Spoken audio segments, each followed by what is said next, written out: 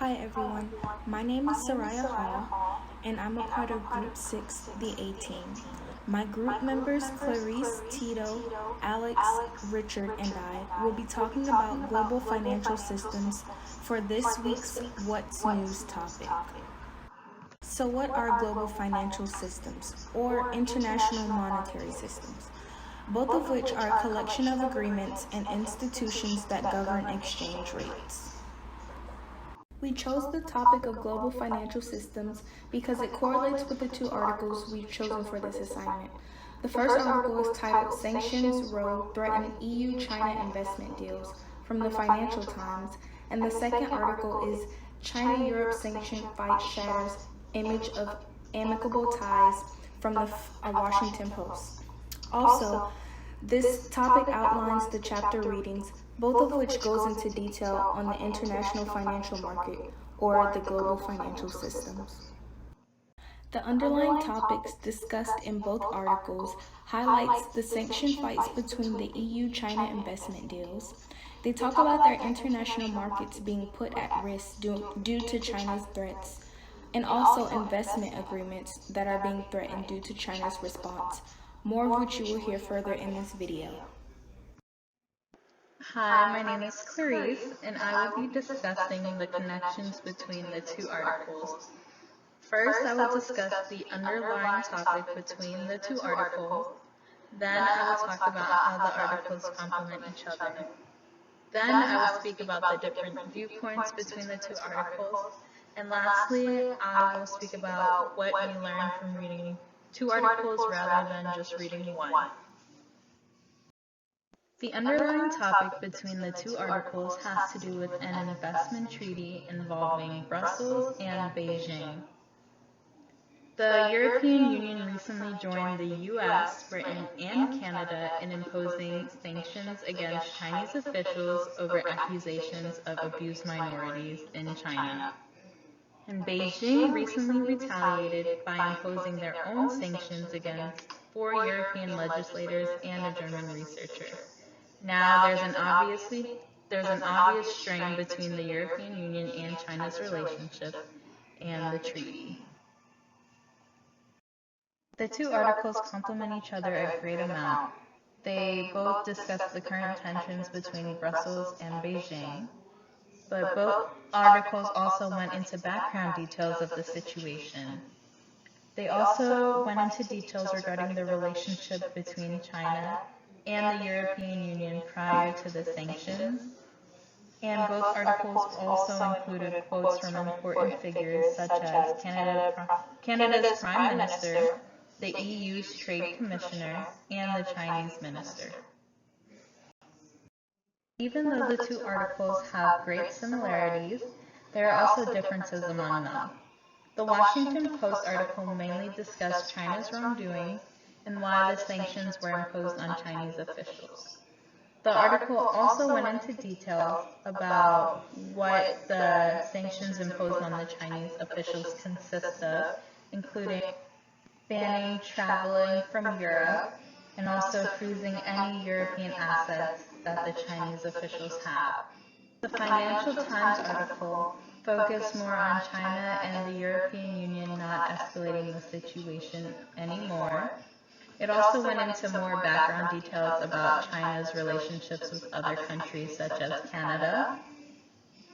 And also, the Financial Times article discussed the benefits of the investment treaty between Beijing and Brussels. There are many benefits when you read multiple articles dealing with the same topic because you get to see the full story. In this case, one article went more into depth regarding the history leading up to the current situation that China is in with the European Union. And that article also went into details including China's relationship with countries including the US, India, Hungary, and Greece, while the other article focused more on fixing the situation between the two countries. This article went into detail about the incentives and benefits that the treaty between Beijing and Brussels would have.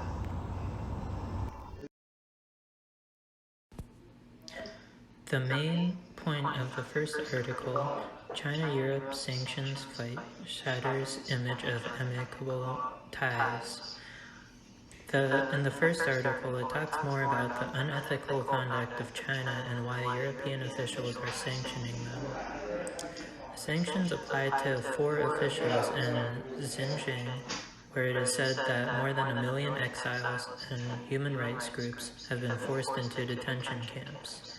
In addition, the Chinese officials are not allowed to enter the EU and have frozen assets of the Xinjiang Production and Construction Corps Public Security Bureau, which is at the center of the human rights violations.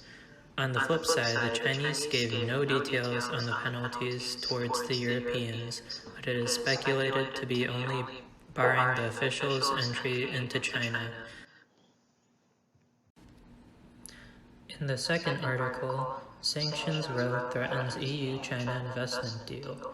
The main points of the second article follow the first very closely. They talk more about the sanctions that China will place on members of the European Parliament.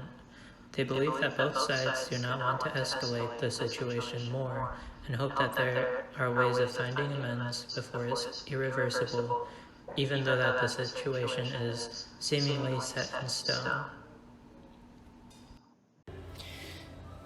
I'm Tito, and I will be talking about the relation of these articles to the course.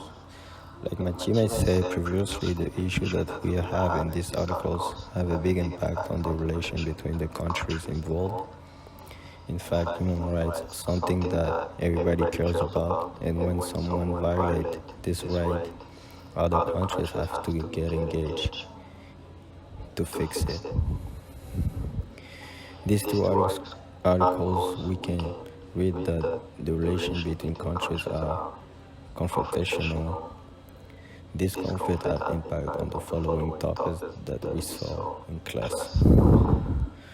So it's the international trade, the euro currency, international equity market, and in general about the global financial system.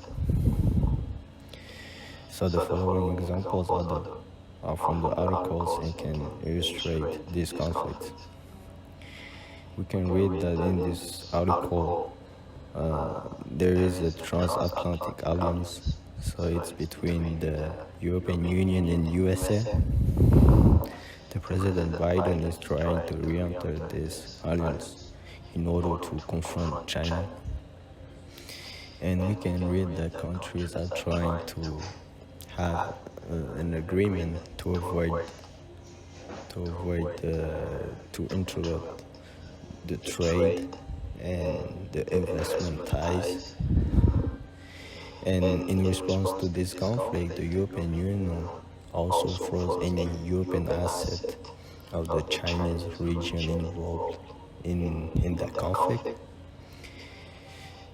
To respond to the European Union, China just barred companies from doing business in China, and we can find that Beijing has banned most of the import from Australia after its government called for an investigation into the origins of the pandemic. Hello, I'm Alex. To round out this presentation, we will summarize what was addressed beforehand by Soraya, Clarice, Richard, and Tito. First off, we know that the European Union and China are increasingly opposed to one another due to sanctions that were put forth by those in Europe. The Chinese are being accused of abusing ethnic minorities.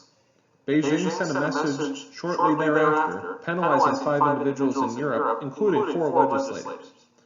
Next, despite the turmoil during the prior administration and the relationships that have to be reworked over in Europe, the United States and the transatlantic countries are both committed to confronting China, in part due to President Biden's commitment to taking a hardline stance on the Asian country.